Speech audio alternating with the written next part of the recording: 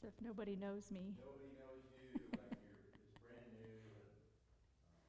I am brand new. I've never been here before. Is that too bright? It's kind of bright. Really bright.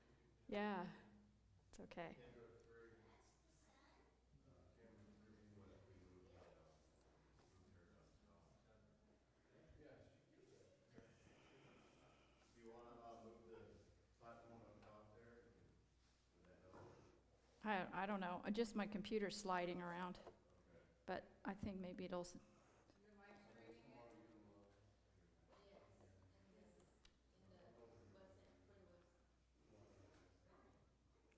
Okay. Well, hello there. My name is Dawn Trammell, and I am glad that you had me come here to your church today to do this presentation. And what I have done is combine two shorter presentations into one, so you guys are getting a bonus. And the part 2 of this is brand new. So a lot of people, only a couple other groups have seen that's new to this year. So I want to show you the new book that I have written right here. For those of you who are watching online, if you go to northwesthomesteader.com, you can order those online. And so that's what this is going to be about, is some of the medicinal plants that are in that booklet, and some that we maybe are more familiar with, and some that maybe are new to us. So first of all, let me read my disclaimer here that this presentation is for educational purposes, okay? I cannot be held accountable for something that you eat and that makes you sick. So please be careful when you're trying new plants. All right, now, if you do have a book, you are more than welcome to turn to one of the first pages there. It talks about trying out a new plant. And actually, I think that was in my old book, so in my new book, I believe this is in the back. Yes, very back page, 152. If there's a plant that you're not sure what it is, can't identify it, can't find it in a book or anywhere online, this is an edibility test. So the first thing you would do is take a little bit of the plant and rub it on your lip or inside your forearm here and wait for a few minutes and see if anything happens. Like if you break out in a rash or tingling sensations or anything like that, then stay away from the plant.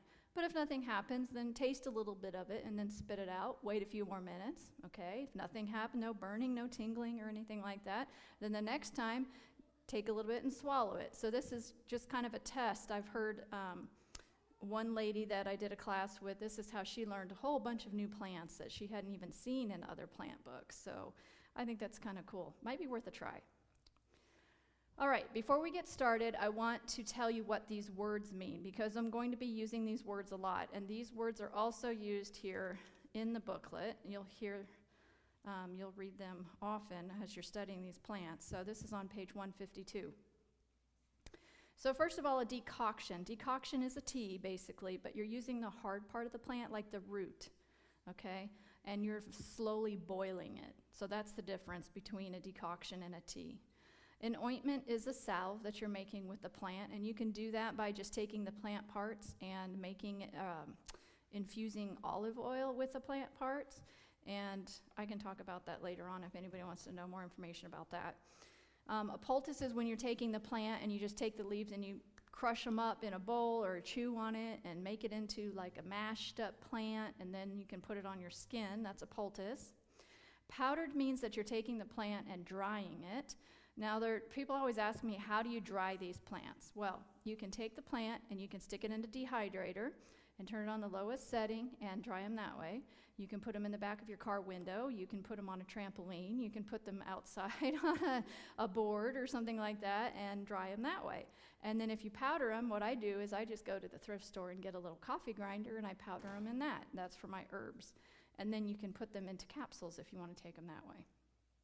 In a tea and infusion, that's just, you can make the tea with either a dried plant or a fresh plant, either one. And the tincture, you can look this up how to do this, but tincture you're going to use either vegetable glycerin or alcohol base for that. And the nice thing about a tincture is it's taking the medicinal properties of the plant and putting it into a liquid form, and you're getting a lot more of the plant in just a couple of drops.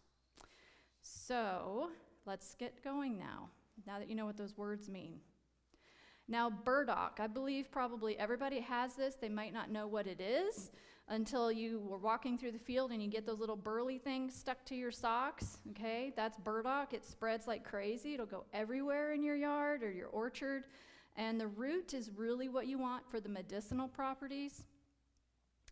You can eat the roots as long as you peel them, okay? You can eat them cooked. This is good for a blood purifier, and it also is good for hemorrhoids or bladder or kidney disorders. It's full of all sorts of good things. Protein and copper and zinc and calcium. And then you can make a poultice with it if you want to for skin issues like poison ivy and eczema and psoriasis. All right, everybody knows what a cattail is. You've seen these by the water. But did you know you can eat the entire plant? Now, just be careful because you don't want to eat it from a polluted water source. That'd be nasty. But anyway, you can eat the whole plant. You just peel it like, it's almost like a celery, I guess. You peel it. You can eat the brown part on the top, roast it like a cob, like a corn cob over a fire or something, and eat it that way. And then the pollen on the very top, you can see on the picture on the top, you can dry that and use that to make bread. So use that as a flour to make bread. So you can use the root to make a poultice for skin problems, inflammation. And then the fuzz from the top is good for burns. And there's even potassium and protein and starch in it. It's very good to know these things. I have not made bread out of it yet. I haven't had to. But it's good to know. It's good to know. I have not roasted it over a fire yet either, because every time I find it when I'm out hiking, it's in this nasty water source, and I'm like, I don't think I want to do that. All right, the cleavers, the bed straw cleavers, we found that one today, and many of us tasted it.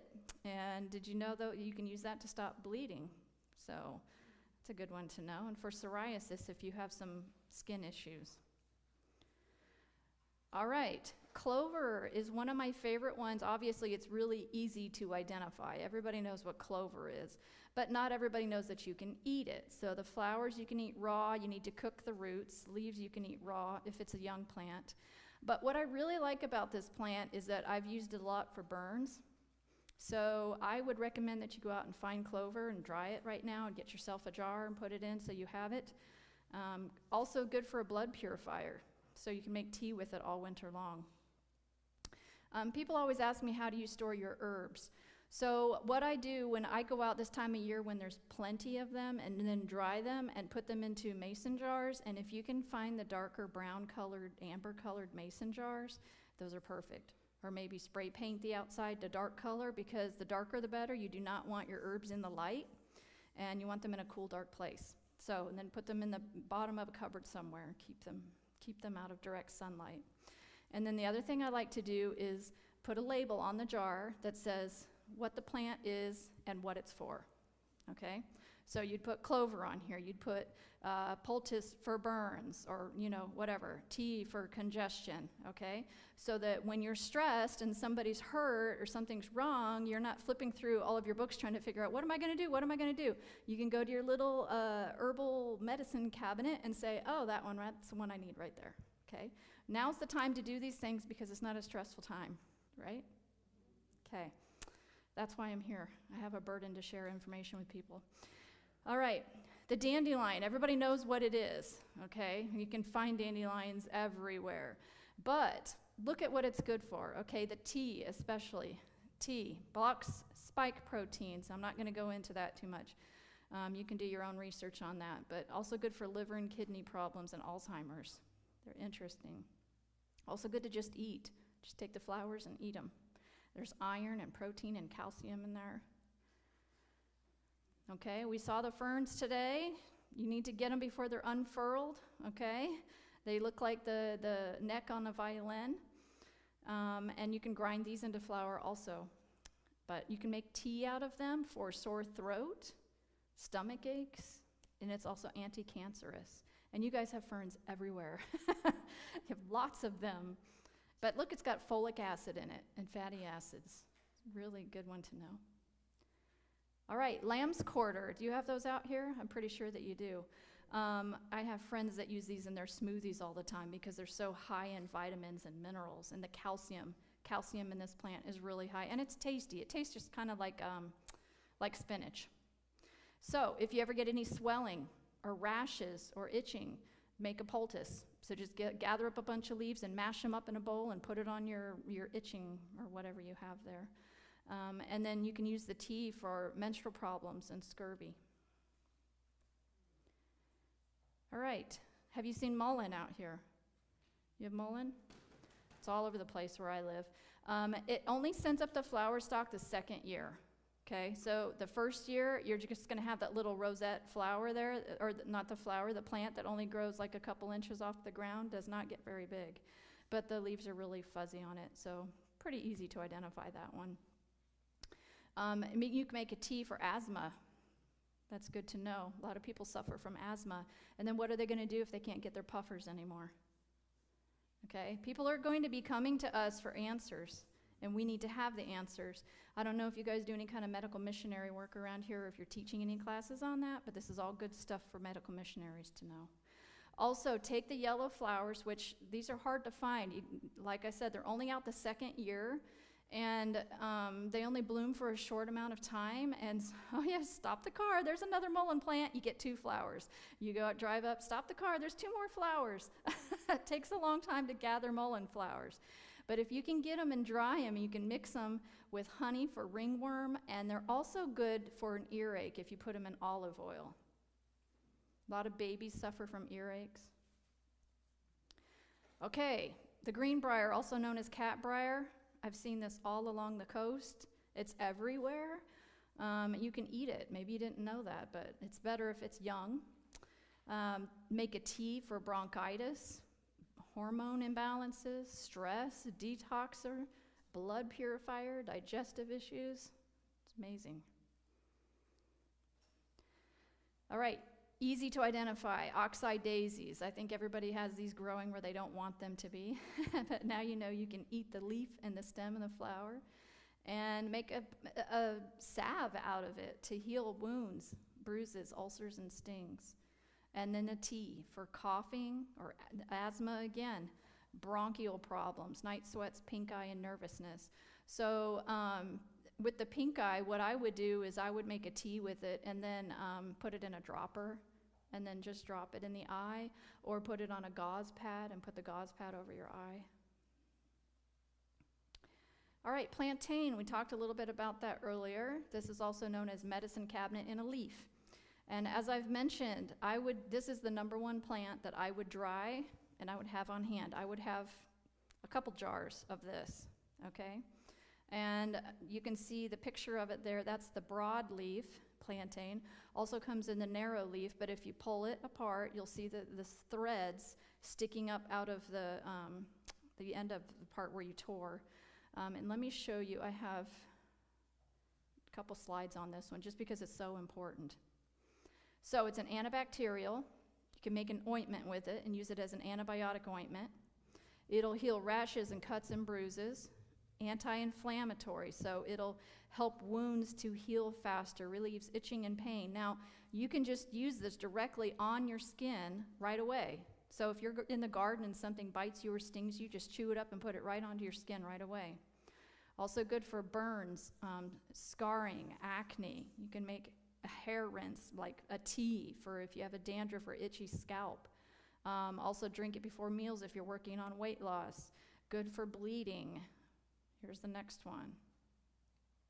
So you can take it internally or externally. If you're taking it internally, that would be like a tea. You're drinking a tea, or you're drying it and putting it into a pill form or a tincture. Or you can juice the leaves directly. Just put it right into your smoothies and stuff. So stomach aches, bronchitis, kidney. I mean, look at all these things. It counteracts the effects of poisons and venoms. And then externally, outside your body, which means you'd be using a poultice or putting it onto a gauze of some kind. So that's pink eye, we talked about that.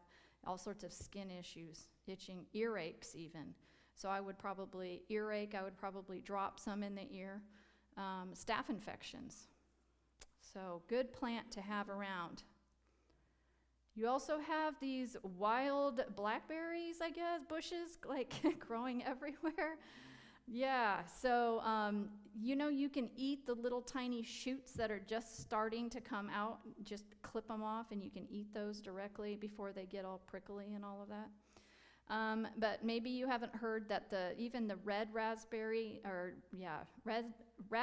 leaf tea is good for women's problems, menstrual problems, infertility, motion sickness, wounds, and look at all the good things that are in that.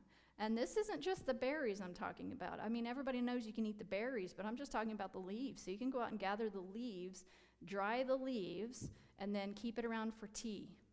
Okay? You got a young lady in your family, insist that she drink this tea. All right, I like to mention the rose hips. Do you have wild roses around? When the flowers fall off, then you get the little, they're not berries, they're called hips. And I mention these because each one of those has 500 milligrams of vitamin C in it, which is just a crazy amount of vitamin C. So you can keep these, and you can buy these also at the health food store, but if you have them in your yard, you might as well use them. Make a tea with them. All right, the stinging nettle. Some of you probably heard me say earlier that you can just eat the top off of all the plants, the first few inches. They won't bug you. But if you want to get rid of the needles, then you need to boil them or steam them or put them over a fire and the needles fall off. This one's also good for women's problems and warts. So with warts, probably what I would do is make a tea and just probably like soak your foot in it or drip it onto the wart and put a bandage over it or something like that. Alzheimer's, allergies, mood, brain disorders, anemia. So it's got iron in it. It's got enough iron to fight anemia. So this is a good one to know. And I also mentioned before that I have friends that dry this by the 5-gallon bucketfuls. And they eat this all winter long, put it in everything. It tastes a lot like spinach. Okay, thistles. Thistles, there's all sorts of different kinds of thistles, but thistles are edible. So you want to cook the stems and the leaves and the root. You want to cook those, okay? But they are edible, and they grow all over the place, places you don't want them to grow. But you can make a tea for your liver, even mushroom poisoning. So if you know somebody that maybe ate a bad mushroom or something, get them to drink some of this tea real quick. Diarrhea, loss of appetite, depression, headache and warts. All right, manganese. That's kind of a hard mineral to get, but that one's in the thistle. All right, wild lettuce is really important to know also. Also known as prickly lettuce, and it comes in different forms. I mean, sometimes the plants are really tall, sometimes they're shorter, and sometimes they have yellow flowers on them, but you'll know if they have the little prickly things on the back of the leaf, okay? And when you take the leaf off of the plant, you'll have a white milky juice substance come out of it, all right? So that'll help you to identify it. But you can use it like opium. It calms people down, it can induce sleep, and it's good for pain. And so I don't know how far ahead you guys have thought about into the future when people can't get medicines anymore, medications that they might need. Maybe they're in a lot of pain and they can't get what they need for that. You can help them because you have this. What if they come to you and they're just, they're crazy because this happened and that happened and I need some help. What can you do? You can make them some tea from the wild lettuce. It'll calm them down, okay? These are things we need to know so that we can help people, and then we can minister to them, okay, and meet their needs. Oh, I got that one on there twice. Okay, the wild violets, we found some of those today also. You can eat the flowers and the leaves, raw or cooked. This is a good one for burns too, okay? I have a personal testimony on this one. I was backpacking with a friend, and she tripped over her boiling pot of water and spilled the whole thing on her ankle. And I looked in the book real quick, and I said, violets. And so I went over in the woods and found this big giant patch of wild violets, and we crushed them all up and made a poultice and put it all around her whole entire ankle, and then we had a plastic bag, we wrapped it in that. And in the morning, her ankle was completely fine. No redness, no boils or blisters on it, no scarring. The only thing was a little teeny tiny spot on the bottom of her foot that was red from a patch that we missed, that we didn't get the poultice on. It was red. So I can tell you it works. Firsthand experience. Also good for skin cancer. And you can use this like an aspirin. So if somebody's got a headache and you can't get aspirin, go out and get some violets. Okay? Make a tea with it. Good for detoxing too. All right, yarrow. Did you know that yarrow was used in the war, World War I believe it was, or even probably before that, to stop bleeding? That soldiers would go out and pick the yarrow plant and just stick it right into the wound to stop bleeding. You can buy yarrow at the, like at your local nursery. It comes in different colors. It does the same thing, okay? But there is wild yarrow. And then, so what I like to do is take the yarrow, the leaves, and dry it, and then I mix it with the cayenne to make a bleeding powder that I keep on hand in case somebody's bleeding. All right, so we talked about the bleeding. It'll help heal wounds, toothaches, muscle pain, and inflammation. You can make a tea with it for flu or fevers, ulcers, and an ointment also. Okay. So you would probably want to take a picture of that. These are all of the books that I have used for research for this presentation and other presentations. And not sure if this is online, so you probably better get a picture of that. Oh, it will be online. Okay. And so now we're going to go into the next part.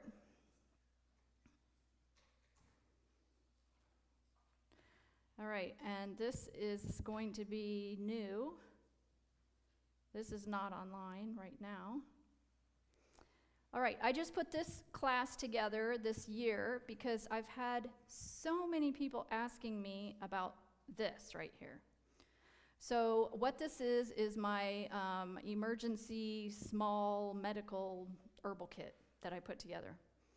And I got this idea from a friend, and I kind of expanded on what she did. So what I did was I decided what kind of herbs that I needed to have for my family and others around that I thought would benefit from it. And so I went out and foraged the plants and dried them, and then put them into the little, you can see the little Ziploc bags on the right-hand side. And then I typed up what each one was for and put them on each envelope there so that I would know what to use.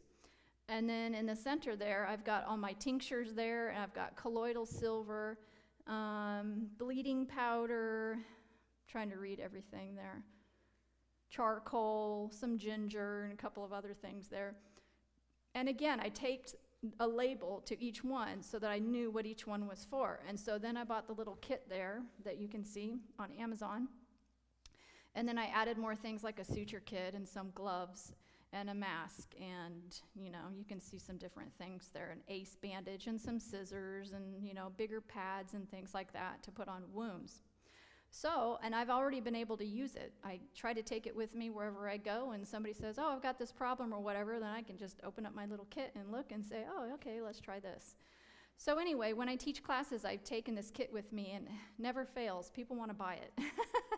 Can I buy that from you? Can I buy that from you? I'm sorry, this is mine. And I haven't had time to make any, otherwise I could do that. But so I did this presentation and the one before it to help people be able to put their own kits together is what I did. And then I made labels, and I usually bring all that stuff with me, but I didn't do that this time.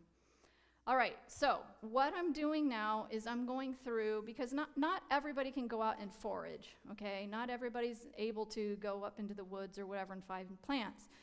So I thought what I should do then is teach people to grow things in their yard, or just teach them what they're already growing in their yard and what they're good for. I'm trying to make it simple as I can for people. So these are garden plants that most everybody is already familiar with. So in Basil, and probably out here where you live, you don't have the problem with plants like dying with 8 feet of snow on top of them. They all come back every year, I'm assuming. So your basil comes back, okay? We like basil to put it into our pizza sauce or whatever, but most people don't know that you can use it for anti-cancer, antiviral, digestion, and an anti-inflammatory. So if you're able to keep that around in your garden, it's a good plant to have. I would dry it too and have it on hand. And again, label your jar so that you know what it's for. Okay, do you have borage out here? Some of you are maybe not familiar. You can grow this from seed easily, okay? And I will warn you, it spreads like crazy. So, but you can identify it when it starts coming up and just pull them out. That's what I do. So the little purplish, bluish colored flowers on the top of the plant are edible. They taste kind of like cucumbers. Borage is a good plant to have around for women's problems, regulating hormones and menopause. What I would do is just either make a tea with it or make a tincture with it so you've got it on hand. Good for kidney infections and stress, blood pressure, IBS, digestion problems, pneumonia, and a sore throat. The other thing, the reason why I first started to get introduced to borage was because I had a problem with caterpillar, the worms, what are they called that eat your cabbage? Cabbage worm, thank you. Yeah. The cabbage worms. So supposedly borage is supposed to keep those the moths away because they don't like the smell. So what I did was I planted them in between all of my cabbages, and then they went crazy and went all over the rest of my garden too. But they can get really tall, and so if you have a cover over top of your cabbage plants, it can pull the cover right up off the top of them. So I would suggest that you plant them like in another row behind your cabbage so that you can still cover your cabbage. That's just a little bonus. All right, cayenne. So you can grow cayenne in your garden and then dry it and powder it and have it on hand that way, or you can go to a health food store and buy the powder. Don't buy the cayenne from the grocery store because it's not medicinal. It's only 40,000 heat units, okay? If you want the medicinal units, you need to go to a health food store of some kind or buy it online. You need to get 90,000 heat units or more, okay? I've heard several people talk about cayenne and stopping bleeding. I had a lady come to my class. One year she bought the cayenne, and the next year she came back. She goes, I'm so thankful I had that cayenne because my son was out chopping wood, and he came back with the axe and got himself right in the forehead. And she said, I had your cayenne, and I grabbed it and dumped it on there. And she said it took the whole bottle. It stopped the bleeding, though, so it's good to have. I tell people to keep a little baggie of it in your purse or in your car at all times. And if you can make a tincture out of it, 1 or 2 drops of a tincture under the tongue, if somebody's having a heart attack, will stop a heart attack. I've had many people come and tell me, doctors tell me they use that just for heart attacks. 90,000 or more. I'm not sure how high it goes, but I've heard of 120 and 130,000 units. That's hot. Yeah.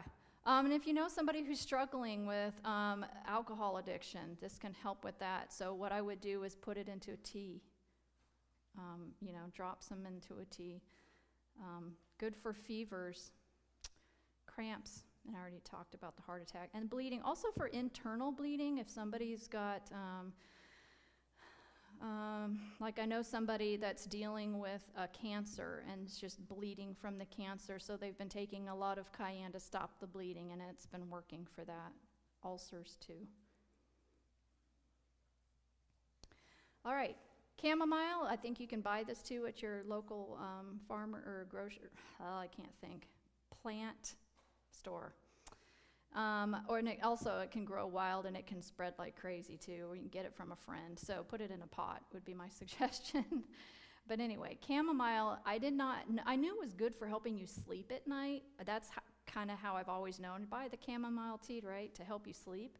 But I didn't know that it was good for all these other things like pink eye and steam for asthma, bronchitis, and a whooping cough. So what I would do in that case is I would take the plant and I would put it into a pot, like if you have a teapot, and then I would make a little tent over the person, and you can do that with an umbrella if you put an umbrella over top of them, and then put like a sheet over top of them, and then put that boiling pot of tea right beside their bed so that they can breathe it.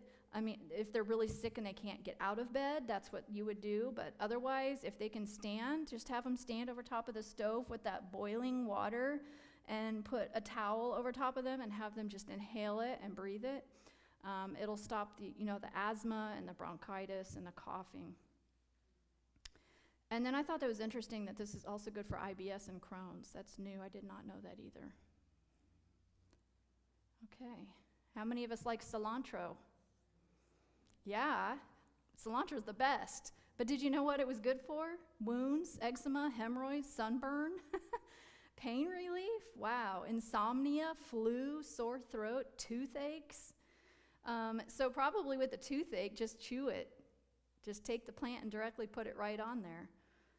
And urinary tract infections, cramps. Isn't it amazing what God has done through these plants? And these are all, most of us are growing this in our gardens anyway, just because we like the taste of it, but we don't know, hey, look what it's good for.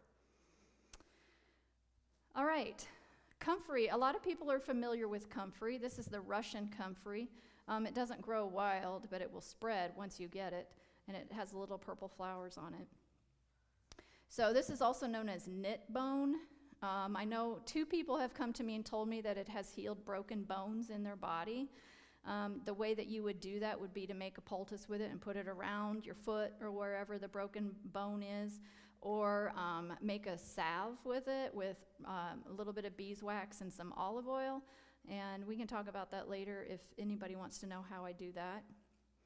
And I had one lady come to me and say that she just takes the leaves and she soaks it in the olive oil, and then she takes it and drops it down. Well, she dropped it down inside her son's cast when he had a broken leg, so that the drops would kind of go down, flow down his skin and heal. And she said it healed a lot faster. And then she said that he didn't have any kind of that itching or irritation that people get that, when you have a cast on your arm or whatever. That took all of that away.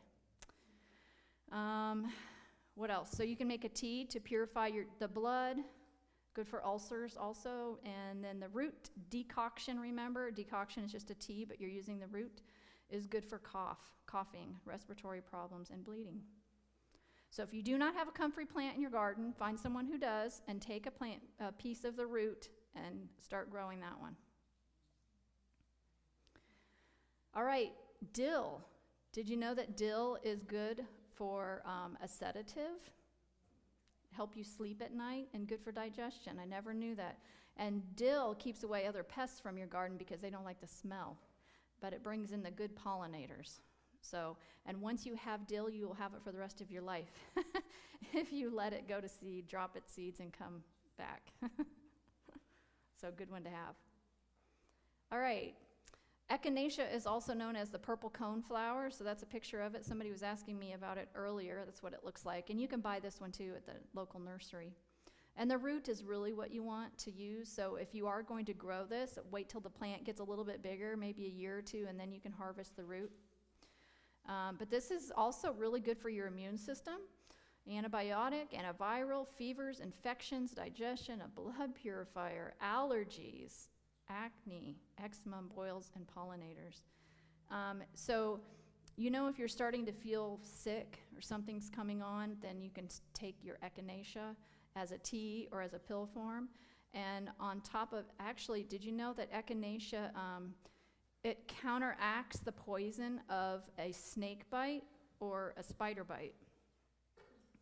So I've heard this from a couple different people, and I've read it online, but do your own research. Have you heard of the snake charmers? You know how they would charm the snakes to come out of the baskets or whatever, and then you're watching to see if they get bit by snakes. Well, do you know why they weren't ever afraid of being bit by the snakes? Because they were drinking echinacea tinctures or teas or something before that, because the echinacea counteracts the poison from if that snake was to bite them. I've had people tell me too that you get bit by a recluse spider or something like that and just down like a whole tincture bottle. So interesting to have on hand. And I have an herbalist friend, she says she has echinacea with her everywhere she goes because of that. All right. So echinacea plus elderberry if you ever start feeling sick, okay? Sambucus, I think is what it's called in the store, but we saw some out there today, so if you can get your own, even better, because you know what you're getting, and it's actually just 100% pure elderberries.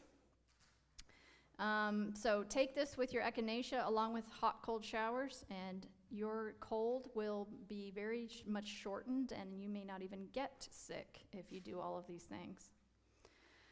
All right, this is also good for appendicitis. Interesting. And fevers, headaches, labor pains. So if anybody's going to be doing midwifery work, you know, medical missionary work, you might want to know this one. And in fact, I didn't mention it in part 1, but it's called shepherd's purse. Shepherd's purse is exceptional for bleeding. It will help the woman's uterus to contract, clamp down, and stops bleeding after birth, okay? In fact, I have a good friend of mine came to me and told me that that's what she used to stop the bleeding when she gave birth. And I have another midwife friend who tells me she carries that around with her too in her kit.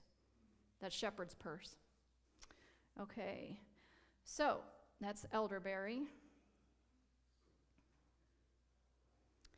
Garlic. Are you all growing garlic, I hope? If you're not, you need to. It's very, very simple to grow. You're going to put it in the ground in the fall and then harvest it in summer when the bottom 3 leaves die off. Then you pull these out of the ground and dry the entire thing, and then you'll have garlic for an entire year if you grow enough. I usually grow around 90 bulbs or something like that, and that gets me through a whole year. And I always knew it was good for you, but I didn't know it was good for all of these other things also, you know, for a blood purifier and candida, cholera, salmonella, acne, blood pressure, and cholesterol. So it's a good thing to know. By the way, if you want to learn more about how I'm planting these things and how I'm harvesting them and storing them, if you go to my website there, the Northwest Homesteader, there's a link to all of these classes that I've done online. You can watch them. All right, lemon balm spreads like crazy also, okay? So I have it in a pot, but you can do it however you want. This is for antibacterial, antidepressant. So if somebody comes to you and they're depressed and you don't know what to do, give them some lemon balm tea. Antiviral, and it also will relax people too and can be used as a tranquilizer. Interesting, huh? And migraines. A lot of people don't know how to treat migraines, but now you've got another little plant in your arsenal that you can refer to and try out. All right. Do you have mint around here? Yeah, mountain mint, I think some people call it. But you can tell it's mint for number one, the smell of it. You just smell it. It smells like mint. Peppermint or spearmint smells like mint. And the stem is square. So if you break it apart, you'll see it's definitely square. Okay? So this is a good one to have in your garden too for digestion and colds and cough. And a lot of people like to take it when they're not feeling really good for their stomach aches and stuff like that. And again, for migraines and depression and anxiety, Crohn's and IBS. Isn't it amazing? God is good. He's given us all these remedies. All right. Do you all grow oregano? It spreads too. You got to divide your plant sometimes and give it away because it'll take over. This is an antibacterial, inhibits candida growth, so yeast infections. Scars and blemishes. So with scars, I would probably put it on a gauze pad or something and then put it on your skin. Keep it on there. And it can slow down cancer cell growth. I thought that was interesting. I never knew that. Good for your heart, metabolism, and can help you get better faster. Okay, we're getting there, guys. We're going, we have about 3 or 4 more, I think. Okay, parsley. You know, parsley comes back every year too. So parsley is a good one to have around. And if you ever have bad breath, go out to your garden, pick some parsley and chew on it. It'll clean your blood. Good for women. Estrogen levels, it'll strengthen your bones. So if you know anyone who's going through maybe osteoporosis or something, this is probably a good one for them. Good for bladder infections and settling your stomach and bruises.